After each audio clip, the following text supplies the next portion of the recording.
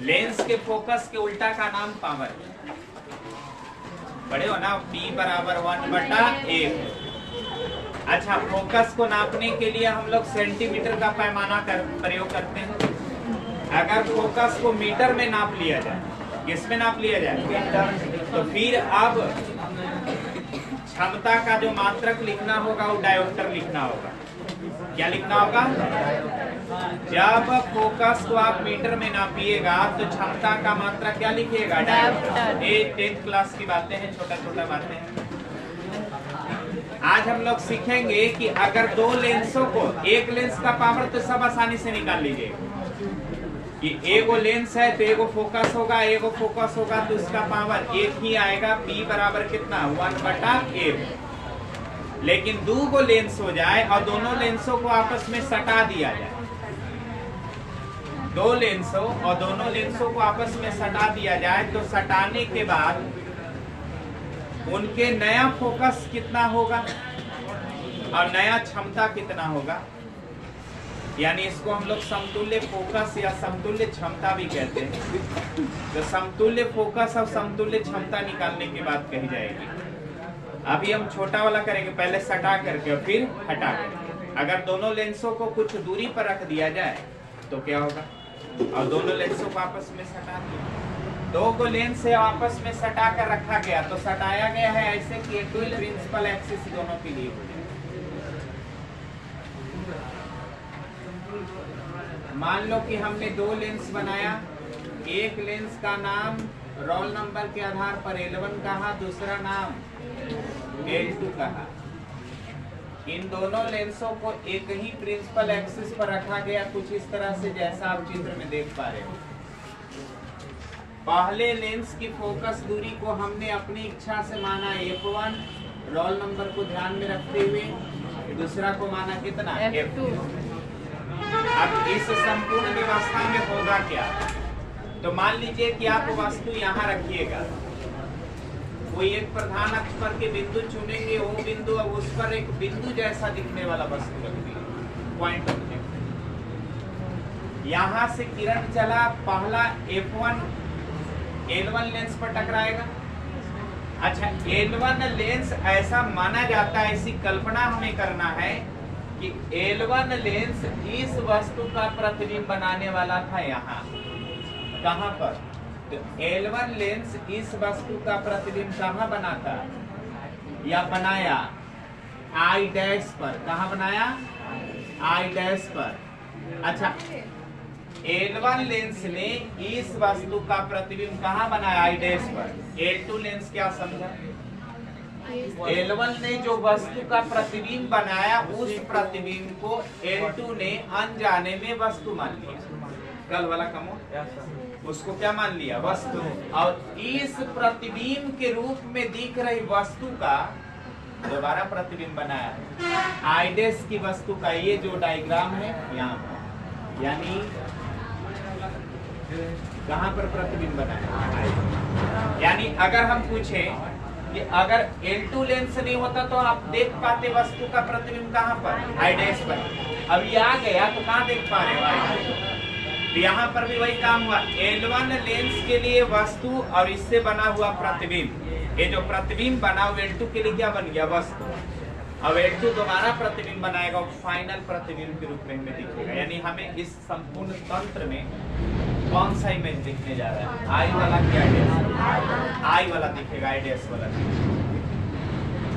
तब वस्तु और प्रतिबिंब पहचान लीजिएगा ना। L1 लेंस का वस्तु कहाँ है? O पर। L1 लेंस का प्रतिबिंब कहाँ है? अच्छा, L2 लेंस का वस्तु कहाँ है? I dash. और L2 लेंस का प्रतिबिंब कहाँ है? इतना पहचान लिए। सिस्टमेटिकली इसमें दूरी दिखा दीजिए, दूरी दिखा दीजिए U। चिन्ह ध्यान देने की जरूरत अभी नहीं, दूरी बात कर रहे हैं ना, फॉर्मूला में हम अप्लाई करेंगे ना, तो चिन्ह के चक्कर में मत पड़ना। ये वाला कौन सा? V। फॉर्मूला डिराइव करते ना तभी हम ऐसा, कौन सा? बताओ, दो गो लेंस दिख रहा है क्या? दो गो लेंस दिख रहा है तो दोनों लेंसों के लिए लेंस सूत्र तो लगा सकते हैं। क्या लगा सकते हैं? लेंस सूत्र। तो लेंस सूत्र लगाइए। पहले नंबर किस लेंस के लिए? तो लिखना पड़ेगा for L1 lens, L1 lens के लिए 1 बटा प्रतिबिंब बताओ V पर है कि V पर है, V डैश पर है। L1 लेंस का प्रतिबिंब कहाँ है? V डैश पर। तो V की जगह क्या लिख दे? माइनस 1 बटा U। वस्तु कहाँ है L1 लेंस के लिए? U पर है ना, ये तो ठीक ठाक है, कोई प्रॉब्लम नहीं। इधर बताओ 1 बटा F की F1, इसको मान लीजिए समीकरण। अब किसके लिए? L2 के लिए आप ही बोलिए। और L1 लेंस ये वाला किसके लिए? बोलिए। प्रतिबिंब कहाँ है L2 का? V पर है। वस्तु कहाँ है? जल्दी। इसका वस्तु है V डैश पर, I डैश पर ना, तो V डैश 1 बटा, इधर बताइए F2, ये मान लीजिए समीकरण। दोनों को जोड़ देना चाहिए, क्योंकि दोनों लेंस सटा हुआ है, नहीं जुटा हुआ है। तो दोनों लेंसों को हम क्या करेंगे? ऐड कर। तो इक्वेशन फर्स्ट में ऐड करेंगे इक्वेशन सेकेंड। क्या लगता है? V डैश V डैश तो कट जाएगा, 1 बटा V डैश है, 1 बटा V डैश है, कट जाएगा। काट देना, ये वाला कट गया, क्या बचा? 1 बटा V माइनस 1 बटा U। इधर क्या बचा? 1 बटा E बटा M प्लस 1 बटा F बटा 1 बटा V माइनस 1 बटा U बराबर 1 बटा F1 प्लस 1 बटा F। इसको आप 1 बटा V माइनस 1 बटा F लिख सकते हो क्या? 1 बटा V माइनस 1 बटा U इक्वल टू कितना? 1 बटा V। यहाँ दो फोकस के बदले एक फोकस आ गया ना, P हो गया समतुल्य फोकस। कौन आ गया? यहाँ हम लिख सकते हैं 1 बटा F बराबर 1 बटा F1 प्लस 1 बटा F। ये हो गया समतुल्य फोकस के लिए सूत्र। कैसा जोड़? हार्मोनिक जोड़। कैसा जोड़ है? हाँ, उल्टा जोड़ है। अच्छा, 1 बटा F को आप P बोलते, तो 1 बटा F1 को क्या बोलो? P1। F1 बटा F2 को P, यानी समतुल्य क्षमता भी मिल गया, समतुल्य फोकस मिल गया। समतुल्य फोकस को उलट देंगे, क्या बन जाएगा? समतुल्य क्षमता। तो 1 बटा F को हम क्या बोलेंगे? P।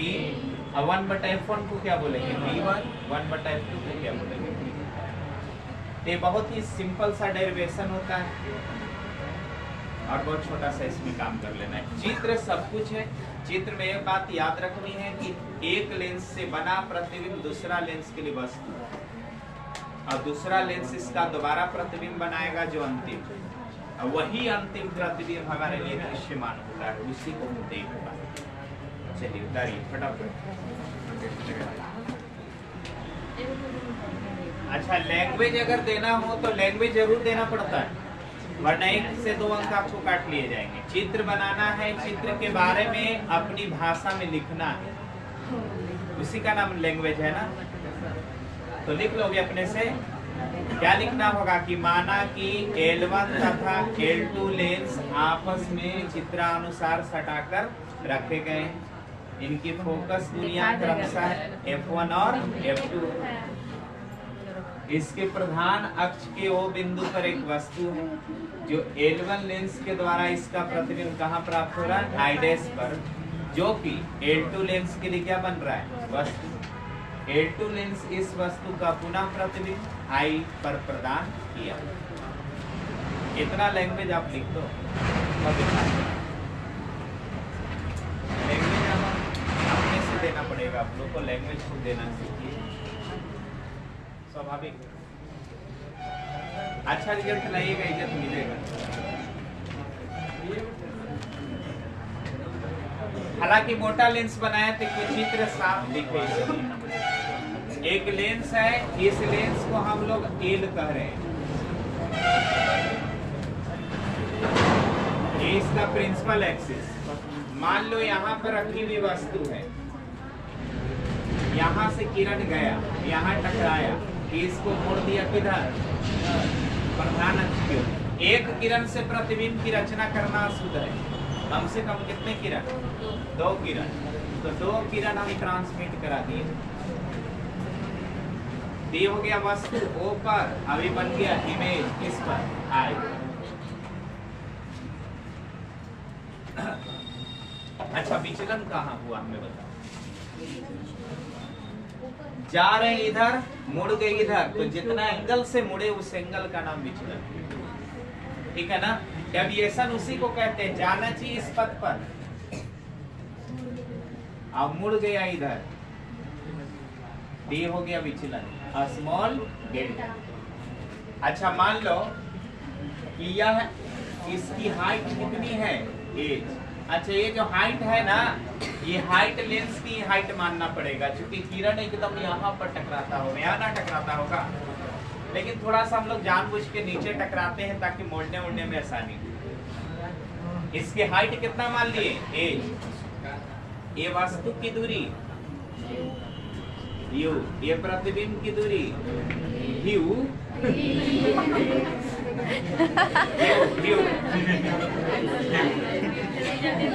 वस्तु की दूरी यू, प्रतिबिंब की दूरी। हाँ, ठीक। यहाँ पर बनने वाला कोण कितना? यहाँ पर बनने वाला कोण कितना? आप हमें बताइए। शांत रहो। अरे बात,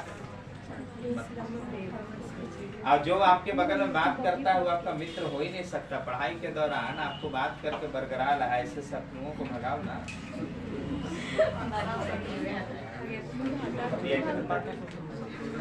2 महीना फिर 2 महीना बाद आपको हम पूछना कहेंगे, आप अगर कुर्ता फाड़ के मार्केट में घूमिएगा, हमको खुद याद नहीं रहता कि कौन सा स्टूडेंट मेरे द्वारा पढ़ा है, कौन सा। अब इतना कोचिंग में पढ़ाते हैं तो हमको माइंड में खुद नहीं मेकिंग हो पाता है कि ये स्टूडेंट मेडिको के है कि एसएलपी के है कि वहाँ के है कि यहाँ के, खुद नहीं दिमाग में। अब हमको टेंशन में आ जाता है मार्केट में। आप बताओ, देव में गए छठ देखने या फिर कहूँ चले गए, देव अम्बा में चले गए पूजा करने, वहाँ पर 2-3 गो स्टूडेंट आकर प्रणाम किया तो हम टेंशन में, स्टूडेंट था हम टेंशन, क्योंकि आदमी इससे भी बेवजह टेंशन ज्यादा लेता है। अनजान आदमी आपको प्रणाम कर देगा तो तुम टेंशन में आ जाएगा।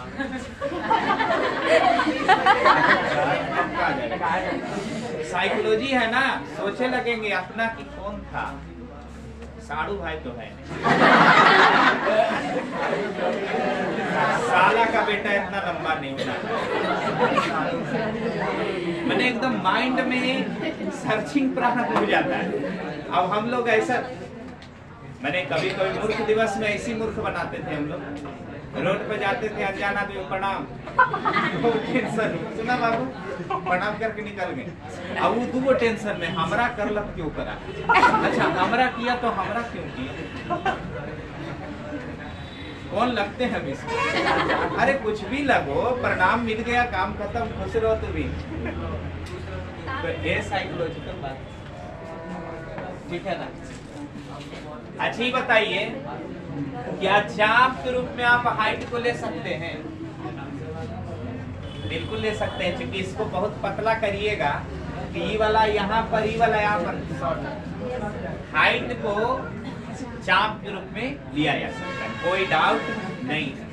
अच्छा, इसमें हम लेंस फार्मूला इस्तेमाल करेंगे नहीं तो क्या माइनस लेंस फार्मूला इस्तेमाल करते तब ना हम लोग एंगल वाला काम करेंगे, एकदम बेसिक से, शुरू से, 0 से। बोलो अल्फा डेल्टा बराबर अल्फा प्लस थीटा, कोई डाउट है क्या? बीटा, बीटा लिखा है ना। अल्फा बोलिए कितना? एच बटा में माइनस, एच बटा में माइनस प्लस एच बटा में, एच कॉमन ले ले, अंदर बताइए ना, 1 बटा b माइनस 1 बाई u बराबर, ठीक है ना? ये पहले रख दिए, माइनस वाला बाद में रख दिया, कॉमन भी ले ली। अब बताइए, डेल्टा बटा एच 1 बटा, सही बात है, 1 बटा भी माइनस 1 बटा यू, 1 बटा यू। उलट दो ना, एफ बराबर कितना? एच बटा और डेल्टा बराबर कितना, एच बटा, सही है कि गलत है? उलट दिए, डेल्टा बराबर 1/f है ना, तो डेल्टा यहाँ भेज दिए, एफ यहाँ भेज दिए, तो डेल्टा बराबर फार्मूला एच बटा ए, यानी किसी पतले लेंस का जो विचलन होता है उसके हाइट पर और उसके फोकस पर डिपेंड करता है। किस पर डिपेंड करता है? हाइट पर, फोकस। ठीक है, चलिए ये वाला काम हम लोग करेंगे।